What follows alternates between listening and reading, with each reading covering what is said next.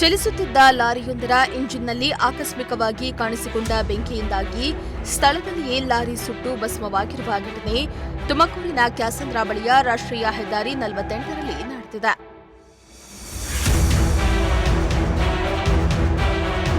ದಾಬಸ್ಪೇಟೆಯಿಂದ ವಸಂತ ನರಸಾಪುರ ಕೈಗಾರಿಕಾ ಪ್ರದೇಶಕ್ಕೆ ತೆರಳುತ್ತಾ ಇದ್ದ ಲಾರಿಯ ಇಂಜಿನ್ನಲ್ಲಿ ಆಕಸ್ಮಿಕವಾಗಿ ಬೆಂಕಿ ಕಾಣಿಸಿಕೊಂಡಿದ್ದು, ಕ್ಷಣಾರ್ಧದಲ್ಲಿಯೇ ಲಾರಿ ನಡು ರಸ್ತೆಯಲ್ಲಿಯೇ ಒತ್ತಿ ಉರಿದಿದೆ.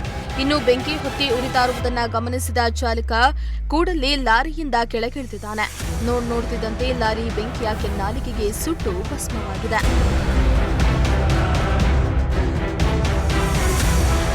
ಇನ್ನು ವಿಷಯ ತಿಳಿಯುತ್ತಿದ್ದಂತೆ ಸ್ಥಳಕ್ಕಾಗಮಿಸಿದ ಅಗ್ನಿಶಾಮಕ ದಳ ಬೆಂಕಿ ನಂದಿಸುವಲ್ಲಿ ಯಶಸ್ವಿಯಾಗಿದೆ. ಈ ಬೆಂಕಿಯ ಅವಘಡದಲ್ಲಿ ಯಾವುದೇ ಪ್ರಾಣಾಪಾಯ ಸಂಭವಿಸಿಲ್ಲ. ಜೊತೆಗೆ ಲಾರಿಯು ಖಾಲಿಯಿದ್ದ ಕಾರಣ ಯಾವುದೇ ನಷ್ಟವಾಗಿಲ್ಲ ಎನ್ನಲಾಗ್ತಾ ಇದೆ.